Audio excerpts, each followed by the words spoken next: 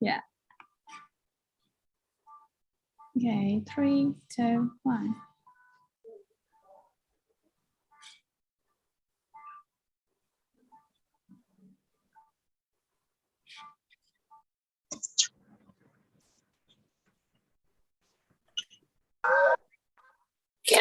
Can I share my screen? You've removed the permission. That's why I lost my presentation. Yep.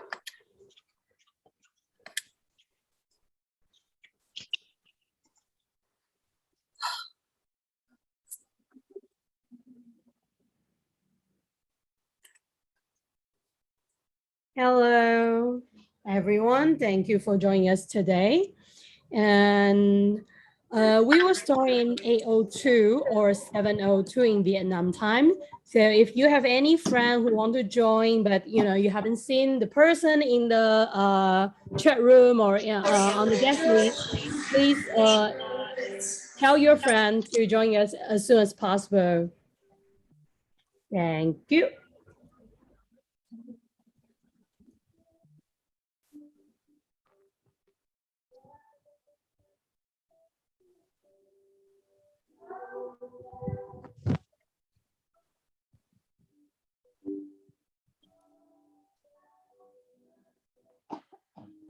Okay, do we have everyone ready? I think, let me see. Yeah, we have 21, but I think we can kick off softly now. Okay.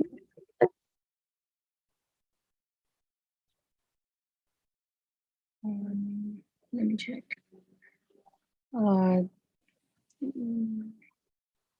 We should, yeah.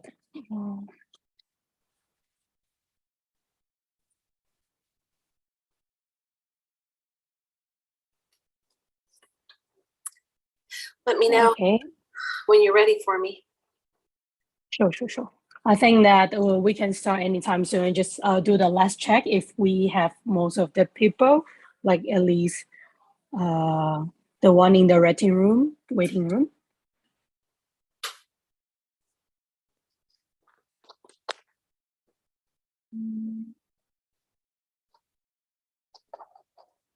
Tamu, do we have everyone ready? If yes, then I'll start. Yeah, please. I think people. Okay. Good evening for Claire and all my teams and all my dear guests. And it's our honor to have Claire here from the Yale Lab to share on her insight from the AgTech. And without further ado, I will pass the time to Claire and let her share the amazing insight she got and her personal story with us. Pass to you, Claire. Thank you, Evie. Still kind of look ghost-like. Let me turn maybe the light down so I'm not so ghosty. Hello, everybody. I hope you're well. Today is Diwali in Singapore. It's an Indian holiday. So for anybody that celebrates, happy Diwali. I'm Claire Pribula. As mentioned, I'm the managing director of the Lab Asia Pacific, which is an early stage AgTech fund doing Series A and seed investment as part of the federation. We call it. It's not a very monetary authority of Singapore term, but we call it a federation of the lab funds because we have funds that are in North America, Europe. They're all independent funds, Latin America, and Asia Pacific. We currently have over 60 AgTech investments globally. I thought, as way of Evie asked me to give a little bit of background on myself first. And so by way of background, I'll also share a couple of slides with you, if that's okay. First, my personal background. I have been in the technology industry for the past 30 years, always creating new businesses in the technology industry for either large multinationals, also my own startup with a couple of co-founders. My arrival, though, into Asia was over 20 years ago when I was hired to create a new business out of innovation that was created by IBM Research focused on supply chain optimization, which at that time was the next inefficient part of industry that was in need of innovation. That's kind of been my common thread that has existed across my career is that I've always been focused on creating new businesses using newly created innovation that drives out costs, that increases competitiveness or eliminates inefficiencies, or just finding new ways to do more with less. As technology and innovation has moved across industry and enterprises, it's gone from where I started my career, really. It's come as full circle with the early days of shared software applications, which is the early version of software as a service, to data center outsourcing, to business process outsourcing, to enabling supply chains constituents to collaborate and optimize. And then from there, creating B2B e-marketplaces, if anybody's old enough to remember this, where e-marketplaces were being set up around all the different industries so that they could all communicate and collaborate and share information within their industry and their respective suppliers. And all members of trade. I did a few more roles for IBM, then went to SAP, became part of the leadership team for SAP Asia Pacific, and built and led a 220 million euro partner organization. The next area of inefficiency across all industries was marketing. I worked for Axiom, which was transforming marketing spend into something that was more measurable by being able to do things like get a 360-degree view of the consumer and being able to predict what the consumer was going to want before they wanted it using BI and analytics.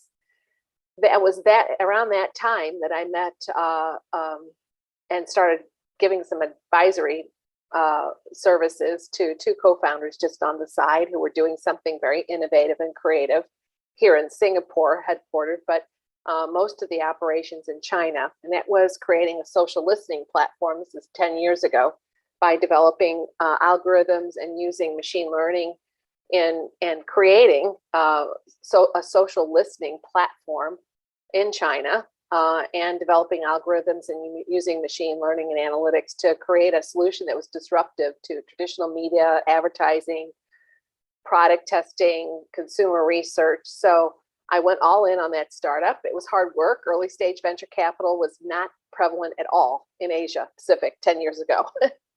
We had to bite and scrape for every dollar that we got of investment. We had to work hard for everything, every customer, every investment dollar. We were constantly reevaluating our strategy, whether we should, pivot or not. And during that journey, I'm a St. Louis, and I'm obviously American from my accent, but I'm from St. Louis originally.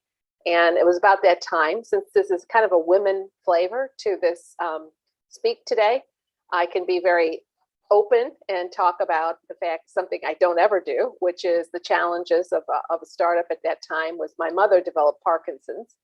And so I found myself with a startup just getting going, flying back and forth to St. Louis to care for her. And I still don't know how I did it to this day until we got to a successful exit. And then I went back and cared for my mother full time. It was while I was in St. Louis, which I'd become very disconnected with, having been in Asia so long, that I met Larry Taylor, a career-long agribusiness executive. By the way, in our startup, it ended up that Monsanto, because I was going back and forth all the time. That's why opportunity is always right in front of you. You just don't know it. I met a senior executive at Monsanto, one of the number 3 at Monsanto, and we started talking, and it ended up in our startup, Monsanto became our largest customer, which brought me into agribusiness. So when I got back to St. Louis, I met Larry Taylor, who was, like I said, a career agribusiness executive and who spent his majority of his career in Asia. So we connected quite well on both levels. Thad Simons, who had just at that point created the Yield Lab out of St. Louis. And we started putting together a strategy for Asia Pacific for a fund based in Singapore.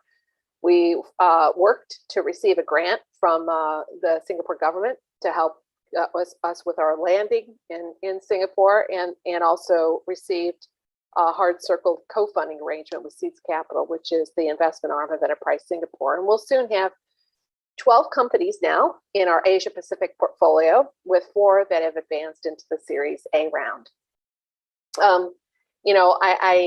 I kind of, and so on the screen, you're seeing the different funds that we have. And also, if I could point out that also we have a not-for-profit, which is called the Yield Lab Institute, which is focusing on bubbling up innovation that if you really mean it, and you're going to try to drive all efficiencies out of agriculture, this 10,000, 12,000-year-old industry, which hard to believe it's the last $1 trillion industry to be modernized truly in a way that's transformative. You're going to have to look at all aspects of agriculture: crop science, precision ag, animal health, sustainability, traceability, food ingredients. But within each of those columns is many hundreds of sub areas, thousands of sub areas. And if you don't drive inefficiencies out of all aspects of agriculture, we're not going to get enough food, affordable food on this planet in the next 30 years. So we mean it. We use the Institute as a way to identify areas where there's just not enough innovation. And then we issue what we call challenges. And those challenges are run just like we do our early stage investment, which is very hands-on, very subject matter expert led, except that in the end, it's sponsored externally, it's non-dilutive, and we use external sponsors to do this. And a lot of times the innovation in these challenges are a little bit more nascent. They still have to have intellectual property that's registratable, but they may not have received any funding at all, or maybe just grants. So that's a little bit about my background. If I could just put in context the whole AgTech space, you know, it looks good because in 2015, the reason why we created the Yield Lab anyway was because there just wasn't enough innovation, and we looked at why this was. And it was mostly because the early stage investment vehicles were more geared towards the tech industry. You know, help you with your value proposition, give you a little bit of money, and out the door you go. Well, this is very deep in innovation, and really only people that are in the industry are maybe going to understand the innovation and the relevance of the innovation. And so that's why we created a different model that was more geared towards agriculture. I can talk about that in a moment, but just to give you some, I guess, some dimension, as you can see in 2015, there was not much deal flow. And even now, AgTech makes up a small portion of the VC deals of $4 billion for AgTech investments for the full year of 2020, which is just a small fraction of the $300 billion across all sectors. Looking at it a different way, if you just look at the US and you look at its complexion against the tech industry or internet industry, this is just one quarter in 2021, 380 AgTech investments, which is great. It's an increase, but still kind of small in contrast against the internet industry, which had over 25,000 deals in that same quarter. So that's the reason why the Yield Lab. You know, we're focused on what we call late early stage innovation across all of agriculture. And because everything is tied to a growing season, you can't rush it. And so you need to have people that you know, more patient money. You're going to have to find ways to collaborate cross industry with technologies and innovations. But because we use deep subject matter experts, we're able to close the gap between the industry that the innovation is in with our subject matter experts that are like 20, 30 years out of the industry. And why that's significant is most of the AgTech investment is not going to go public. It's going to be acquired. So if you can close that gap as fast as possible between the innovation and the companies that are more than likely going to reinvest, do a POC, or even acquire the company, the better you are.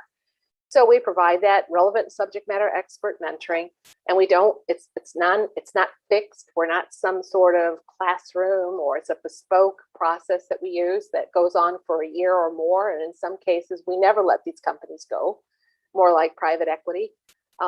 We give a bigger ticket sided investment at seed or Series A, and we always make sure the producers and the innovators are involved. So our results have been great. We've had 60 AgTech investments. And we've had no failures. And in the internet industry, the failure rate's about 75%. So we're really proud of that. We're proud of the fact that we've created over 1,300 jobs. We're proud of the fact that the follow-on investment that's been driven off of our investment has been 30 times in what we have invested, so at about 450 million. And then if this is our global portfolio, you know, I could talk about a few of them. I'm already at 15 minutes, but I'll just maybe, Evie, should I pick out a few to talk about, or do you want me to stop and you ask questions? Okay, so in our first year was an innovation called, in 2015 in North America, was an innovation called Treviva. And Treviva is based on the Pongamia tree. Pongamia trees all throughout this region, the subtropics. It's a tree that's not really used for anything. It grows a legume. It's a rather bitter bean. You can't eat it. It's in the original book of Ayurveda in India as an essential oil, and that's about it. And what this innovator did was find a way to take the bitterness out of the bean and create a 50% protein cooking oil for human consumption. The tree is productive for 35 to 40 years. It's carbon negative, so it's great for reforestation. It can handle periodic flooding and drought. So it's adaptive to this changing climate that we live in. And they also created a patented flour that's 50% flour. So it's a great alternative to palm oil, which is, as we all know, is not very too healthy. And also it has no leftover. There's everything of the bean is used. It's safe to harvest because they're just using an ordinary peanut tree shaker. So you don't have to climb up and do anything. And this company is now valued at 180 million. It just went through its Series E round. You know, we have several like this. Covercrest just went through its raised about 150 million. I can give you some examples of deals that are more real to this region in regards to impact that are in our portfolio.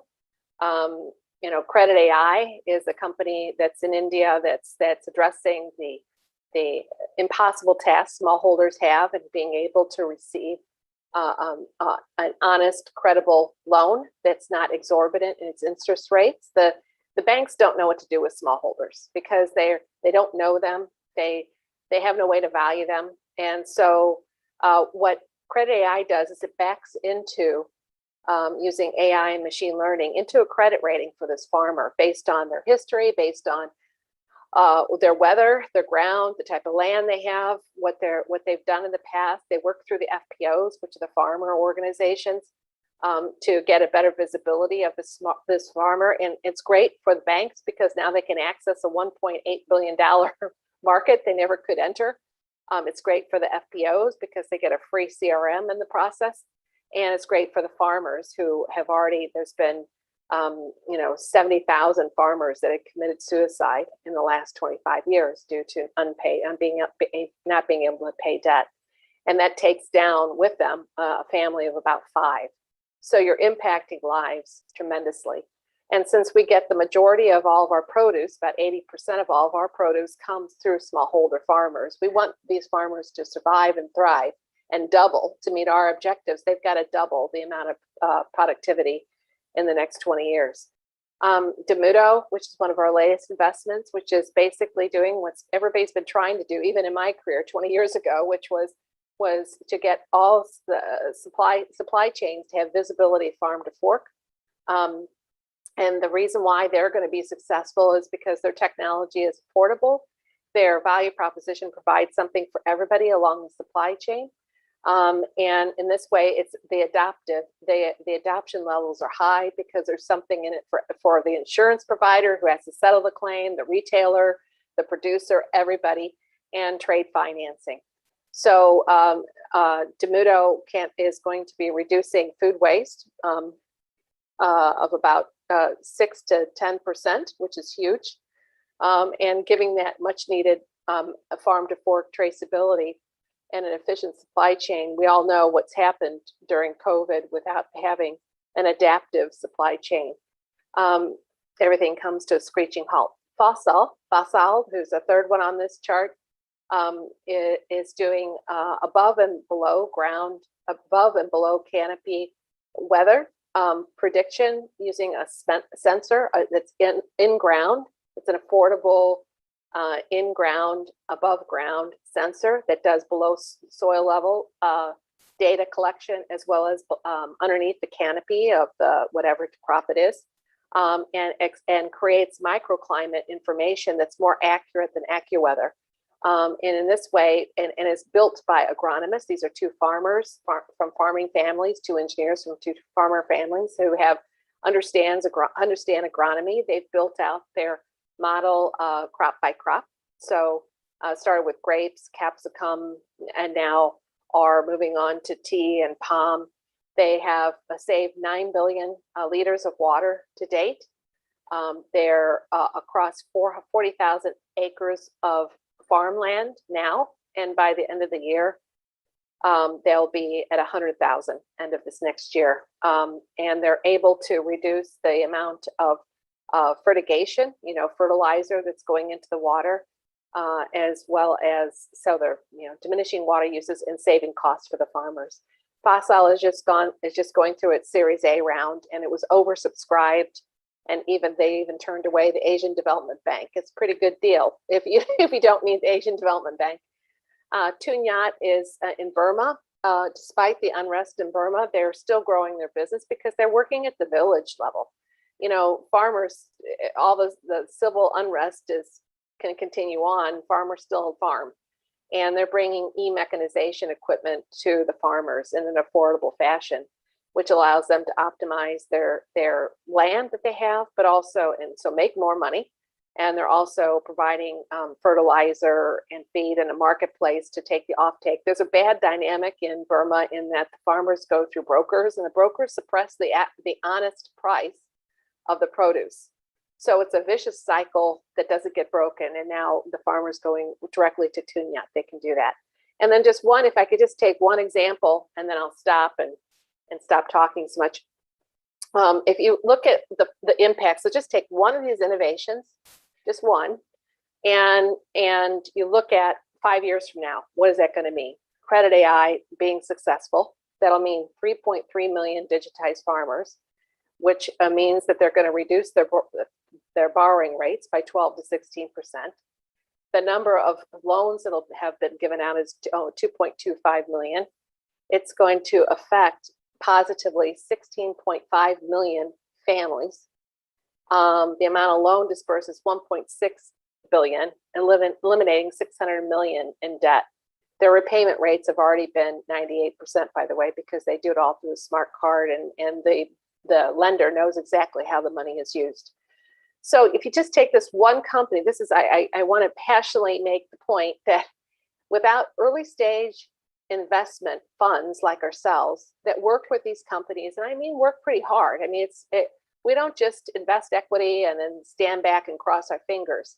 I mean, we're in there working with them, getting the right kind of subject matter experts, no matter what is required to help these companies succeed. And that's the reason why we have so much success, company by company.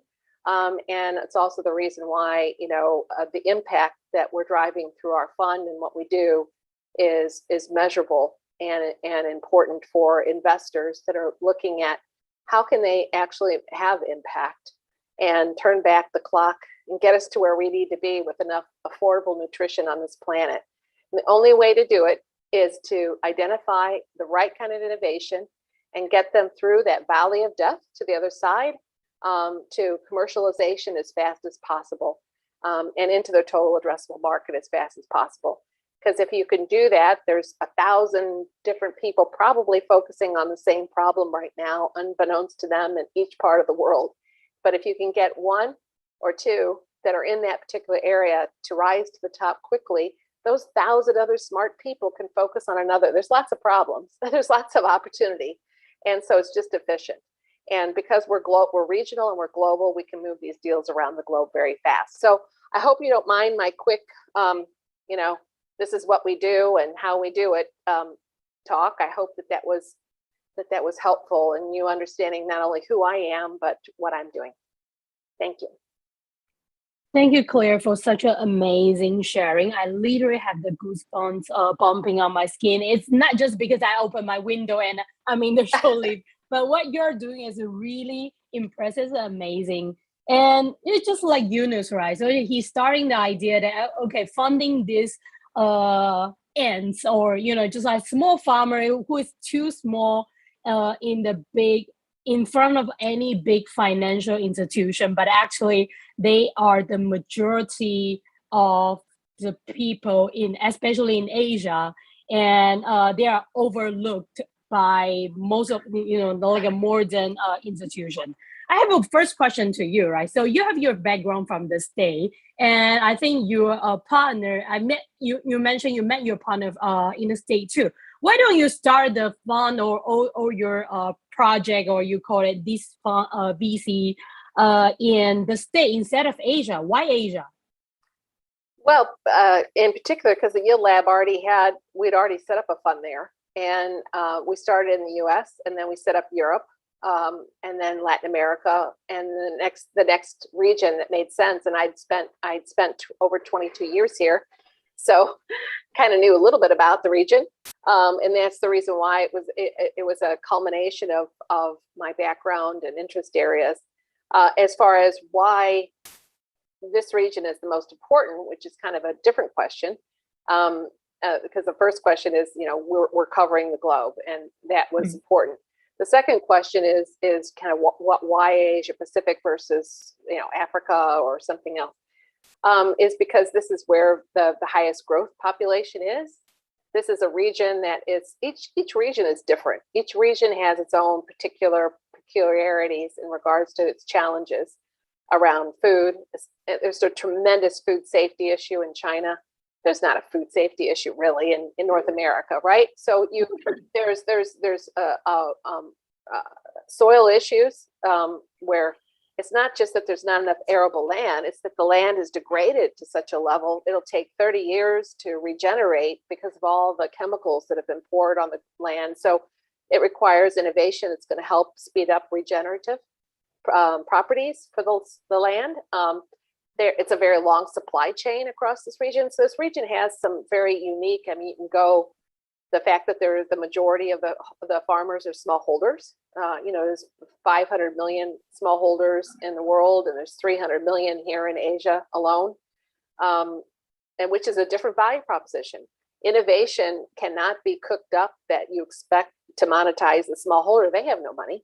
So you have to find a value proposition that's going to get funds from somebody else completely different. But the smallholders, they can't be disenfranchised because that is where most of the produce is coming from.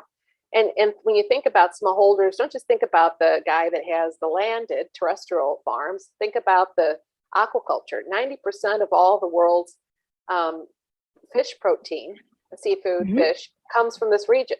Aquaculture is an extremely important aspect of what's created from a nutrition perspective for Asia Pacific. Yet that's why we did the Global Aquaculture Challenge, except for the high-end salmon industries from countries that are well-funded. They're very organized. It's a lot of oil money that's in the Nordic countries, and they have rightly and smartly put those funds towards salmon. And so they're very efficient, very sophisticated. But the other species, not so much. And that's really what we eat. Most of us eat the other species. But one day the shrimp farmer has a beautiful, 10 ponds filled with healthy shrimp, and the next day they're all floating at the top because they got white spot disease. So there's the use of technology is minimal in aquaculture, and let alone, you can't do big data and analytics if there aren't sensors in the water. So there's a lot of different challenges that this region offers, which affords an opportunity for innovation to help to transform and make an important contribution to the agri-food situation for our future.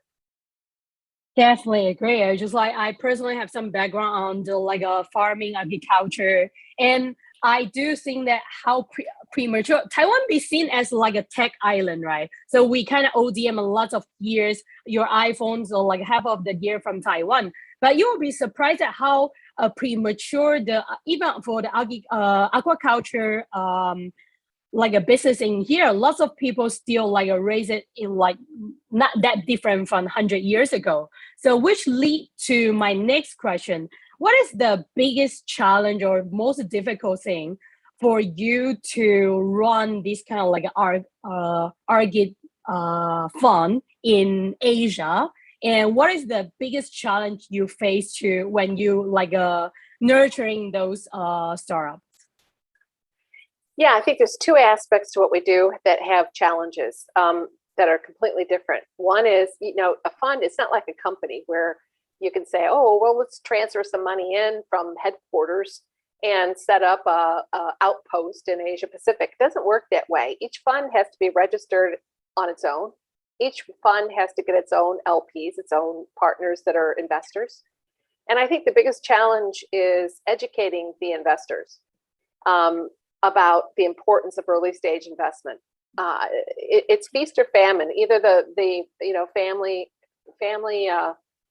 funds or offices either believe that they need to wait, or they think that they can just pick a lucky winner and just invest directly into an early stage company.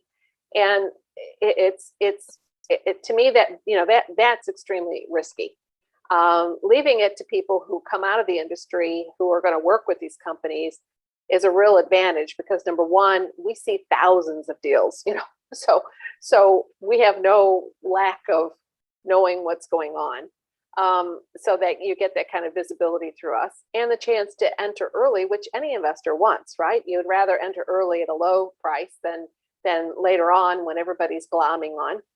And an early stage fund like us affords that opportunity. So the challenge on the fund side, I think, is the opportunity. Just like any startup, you spend a lot of time, what I call opportunity cost sunk, into educating the investment community. So that's just all part of it.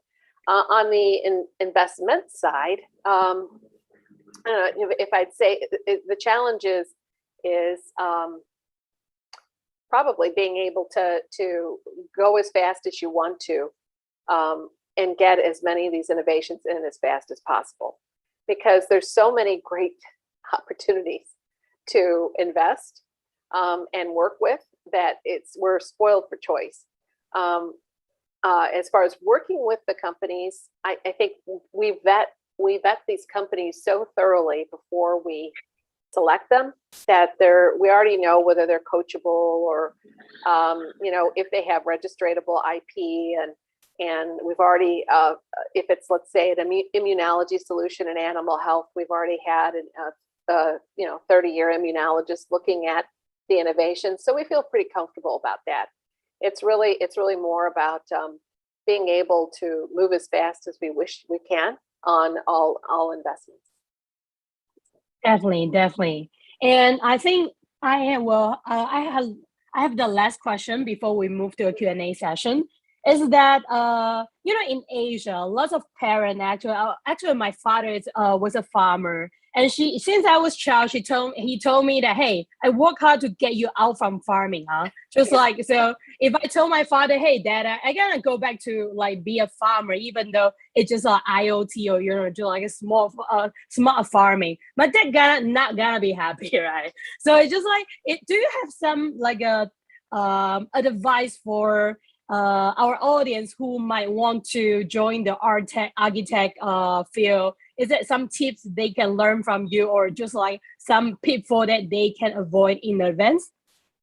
Yeah, well, I think the best thing is those couple of charts I showed you on how underserved AgTech is from an investment perspective.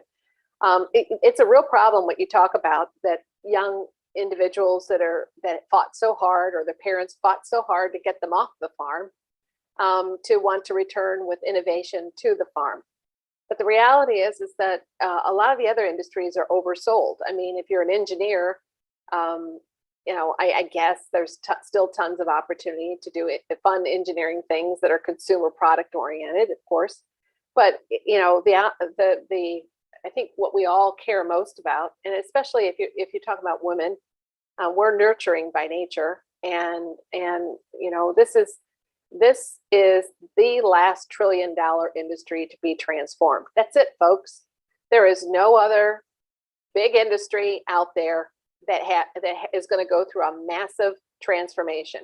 So if you want to be part of something that is completely going to be transformed, that's agriculture. And agriculture, again, people think, only crop and whatever. It's everything. It's animal health. Look at the African swine fever has completely decimated, you must know this, in Vietnam, the pork industry, the two largest pork industries, China and Vietnam. And we have one of our innovations, Aptimmune, which is a scalable solution for African swine fever, which does not have to kill the baby piglets. I don't know if people know this, but that's how you access a cell line, is you have to kill little baby piglets to get their cell line. Yeah. These are things that are transformative. Right now, it's becoming a national security issue for many countries that don't have it, because it's creeping in. In the US, for example, it's in Costa Rica now, the ASF, and it's not too far from, it's going to happen. And the entire pork industry could be completely wiped out globally. So this is important stuff, isn't it? And that's just one species, one animal. What about the, aquaculture? What about the ocean? What about, how are we going to get do we all want to eat just cell-based meat? I don't even think it's possible in my lifetime to get, and we have an innovation in our portfolio, Umami Meats, which is spectacular, because what they're doing is a lot of people don't know that fetal bovine serum is in the middle of creating, alternative protein or cell-based meat.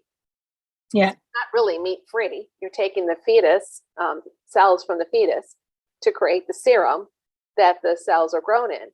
And what they're doing is they are replacing FBS with upcycled crop waste.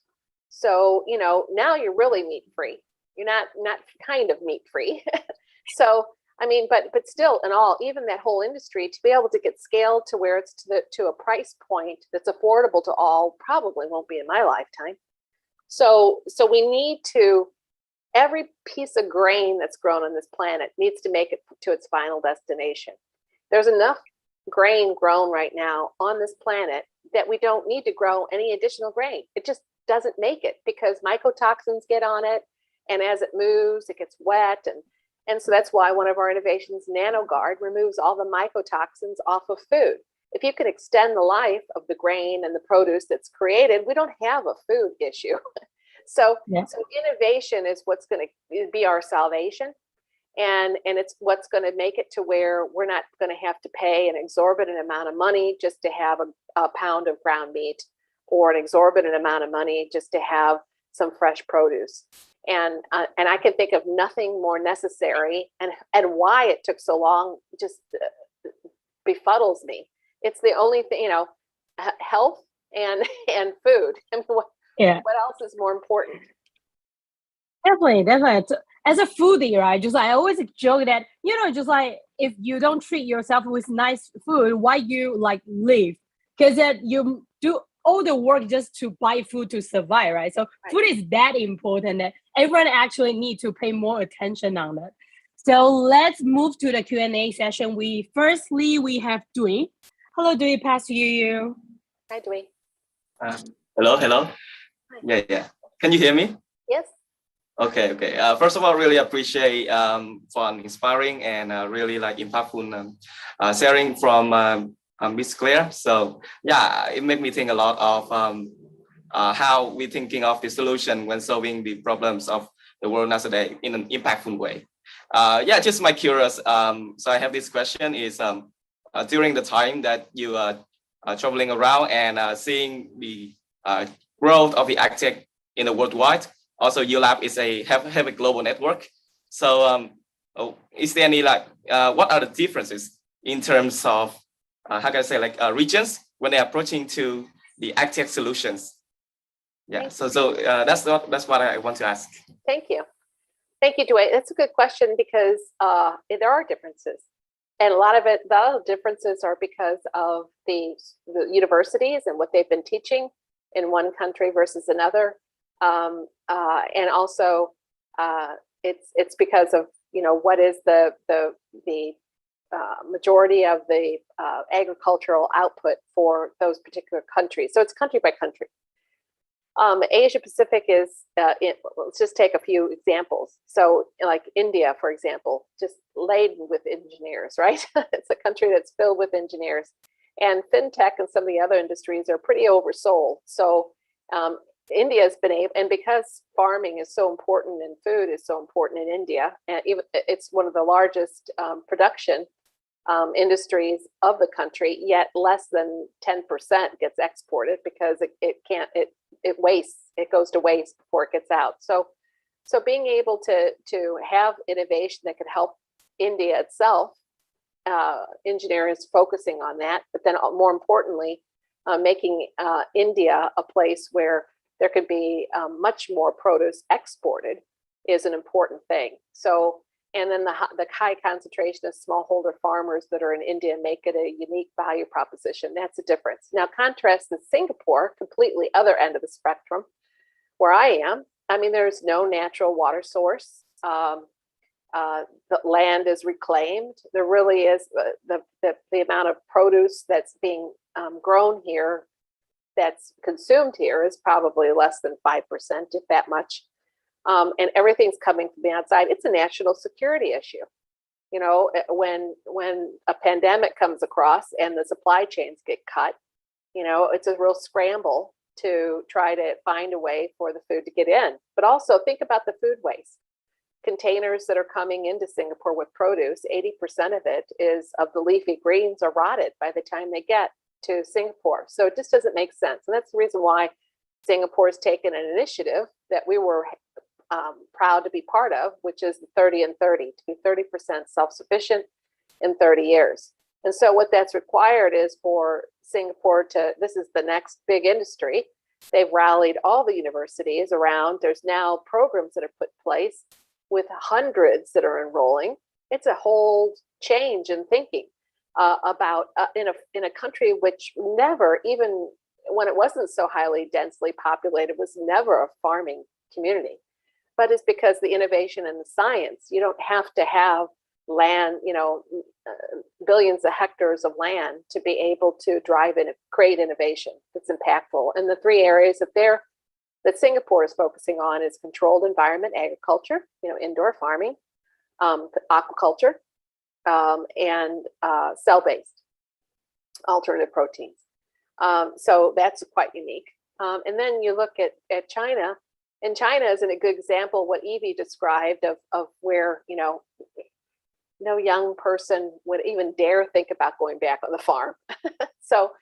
But now it's about the education is starting to happen that, you know, there are huge food safety and security issues, and even land is being, any available land is being seconded for agriculture. And for the first time ever, you know, restrictions are being put on people to not just let their processing flow into the natural water sources. So you see these countries all changing and embracing and understanding that you know, this is a national security issue. And this trust is gone in China with the consumers. So the government has to work pretty hard to get that trust back, that they actually produce grown in China is safe, because of, you know, there's been quite a few food safety issues there. So and then you got Australia, which is, you know, beautiful and still producing wonderful food, but climate has really taken a toll. So Queensland, which normally was quite a fantastic agricultural sector of the country, a section of the country, it's just not getting the rain that it used to. So alternative crops are having to be considered. And one of them is the pangamia tree, because in fact that, you know, it can grow in much more arid conditions. But so each part of the world of the region has its own unique challenges. And then manpower issues, like in Japan and in Korea. You know, it's hard to get the kind of manpower affordable manpower to work the farms. And so robotics has become far more important. And to be able to do more than just automate the old, what it is actually doing better, such as, smart picking machines for the apples that just twist it off very gently and set it down. But at the same time, they're taking a 360-degree view of that produce. And now you can actually trace directly from that exact tree where that apple that you're eating that you buy in cold storage came from. Thank you. Oh. Really informative. Pardon me if I can have one more question. Is it okay? Sure, short one, huh? Yeah. So apart from I'm curious about the differences, I'm also wondering if COVID-19 affect on the agri tech like in your view too, because as I see it affect a lot of other fields. Yeah, and especially in your portfolio, how did the startup in your portfolio have managed to gone through the struggles? It's a good question. It affected us as a fund because a lot of the strategics were confused. Their whole world flipped over, and so they had to pull back on everything. So from a fund, it affected us this way. As all the strategic companies had to figure out how they would exist during a pandemic with no travel and broken supply chains, and it made everybody. It was a difficult time for any company. From an innovation perspective, actually, our portfolio companies all continued to grow, and it's because they're so close to the thing that is going to save us all, which is driving inefficiencies out of the food system, and ensuring that there's enough affordable, available food for all of us. And nothing became more heightened during the pandemic than food and health.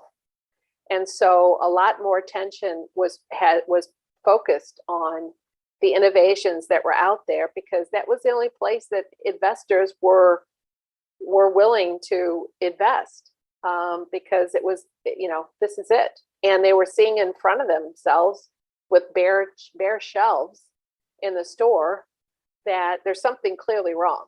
We can't, and that's the reason why one of our investments, Demudo, is so important, because that shouldn't happen.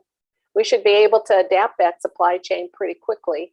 There's other sources, there's other ways, it shouldn't be this way. It shouldn't be container-geddon, which is what is it, Bloomberg is calling it, or one of the medias are calling what's happening right now, where, containers are in the wrong spot and ships can't get to the port, and, it's still messed up. It's not over. It's still the residual effect of the pandemic, from everything from cars to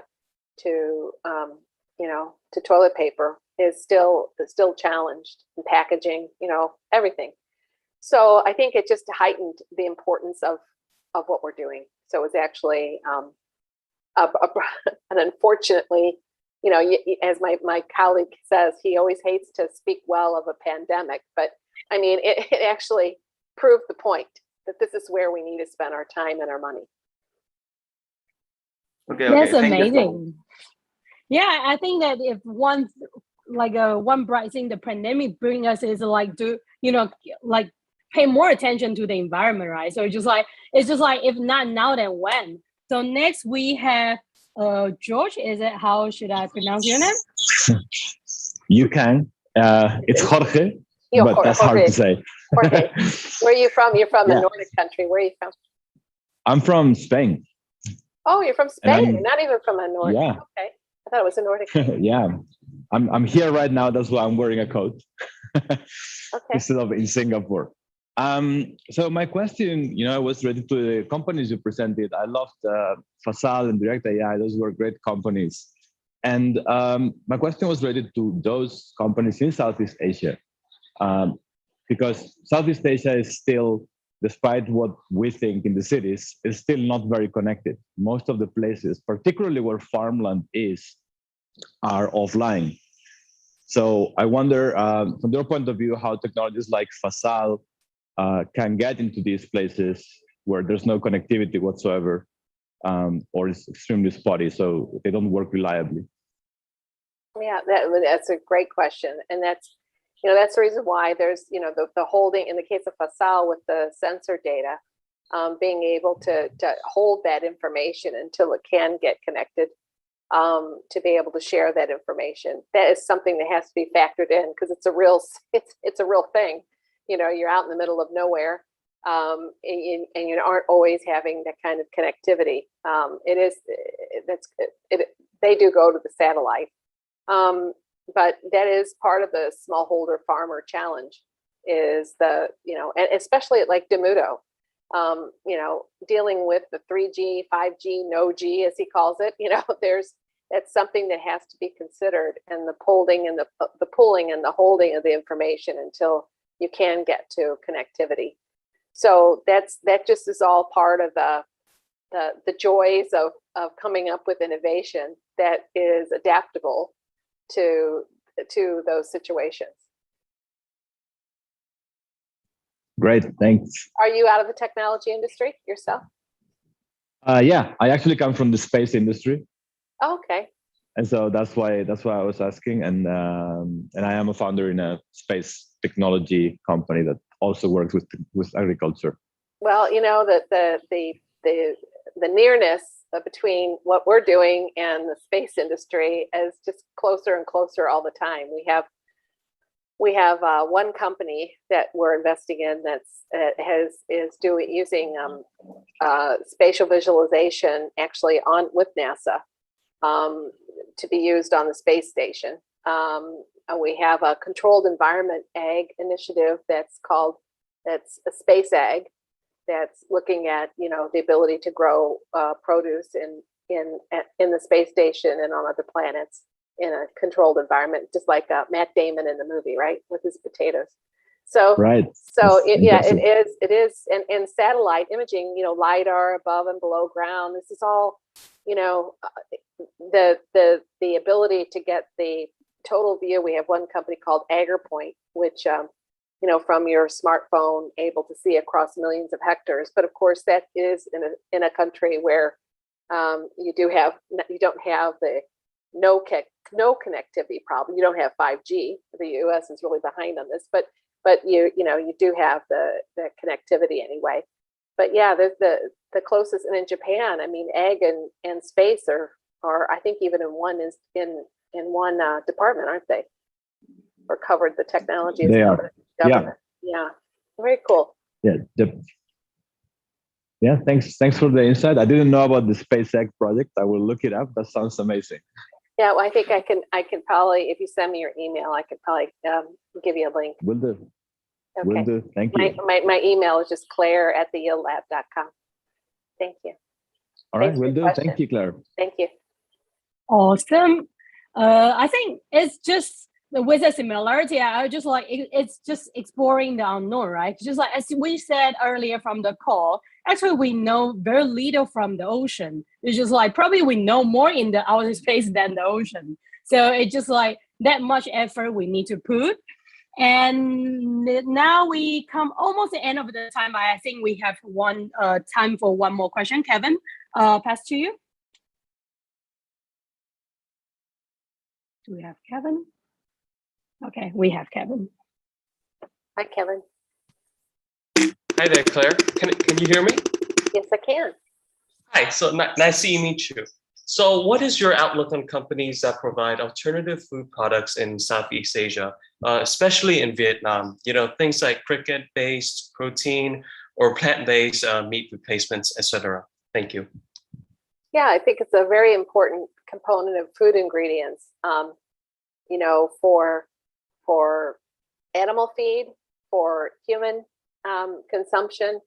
I mean, the black soldier fly is one that's been utilized, and you see what's happening with Innova feed in France, and the Temasek invested in them, and now they're on the back end of its ADM, I believe, and taking their offtake and of their from their processing plants and circular, right? Letting the larvae eat the offtake, which is going to be, is waste anyway, and then using that as feed for aquaculture and other things. I think it's really important. You see companies like I Sell Aqua, which is doing the same sort of thing in the U.S. And being able to turn it into a RAS system that's healthy for fish. It's still the price point. One I thought that was really in our aquaculture initiative was a really cool innovation was GenuFeed, which because the larva only they're still lacking in amino acids and other things. You want fish like to eat fish insects. That's as opposed to fish meal or fish oil or fish eating fish, unless they're fish eating fish. And but this puts a coating, almost like an M&M, around the larva, so that it's something that a smallholder can do, so that you're not having to go through an expensive sort of system to process the insects. You actually can just put the coating in a cement mixer, a clean one, but a cement mixer, and then the nutrients that are then going to be consumed with the larva are just right, optimal. So yeah, I think it's great. The insect proteins are fantastic for feed, and then for human consumption, certainly. It's a component of what we need to look at and find better solutions for regards to alternative protein. And then I know some parts of the region like to eat crickets and things like this anyway. So I'm not a cricket eater, but but I know that it's a delicacy. So what's your view, Calvin? I think some of these, protein replacements have potential for the future. Mm-hmm. Because when you talk about some traditional protein sources like beef, it's a huge contributor to, greenhouse gas emissions. So I understand that. I think it might be a bit too early, cricket-based protein, insect-based protein, but I've seen some companies are it in a palatable way. So I think that's something that we need to consider in the future. And as someone who has some interest in this space, I'd like to see how that that space develops. If not cricket-based protein, then perhaps plant-based protein. I think that's something that the Asian market is going to be more open to. Yeah, and I think plant-based, it's already getting high valuation. Plant-based protein. The trick is to make sure that the oils that are being used in the process are healthy, and that to diminish the costs of power and water that's used to create the alternative proteins. If it undoes the good to the planet about methane from cattle, if you're then using a tremendous amount of water and power to create something. So there's some cool innovation that is feed that reduces and eliminates methane emissions from cattle. So that's something that we're looking very closely at and are involved in. So there's a lot of different ways to approach the problem, and it's good that we're trying different angles. But Impossible Burgers got a high valuation, as does Hungry Planet and a few of the other ones. All right. Thank you very much. Thank you. Thank you. We have reached the end of our session. Thank you, Claire, for the sharing. And now it's time for picture time. Oh. So everyone turn on your camera, put on your beautiful smile. Then I think I'll leave the time to Tom to run it. Our Zoom wizard.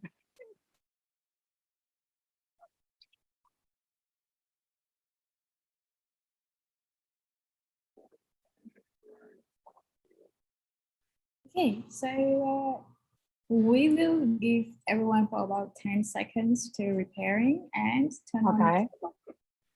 Yeah. Okay, we'll go in here.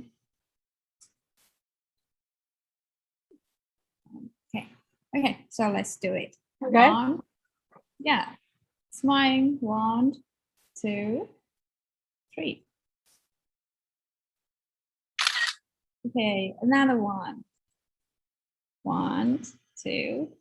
Let's cheers. Okay, great. Okay, okay. Thank you, you. Claire, again for Thank you, like Evie. sharing with us. It's like amazing, and I learned tons of new things from your sharing tonight. I hope that we can get time to catch up soon, and I would just like learn more from you. And thank you all our audience to join us tonight. I hope that you have a fruitful night as I am, and I will see you soon. Have a great night, you. everyone. Bye. Thank you, Evie. Bye-bye. Thank you, Claire. Thank you, everyone.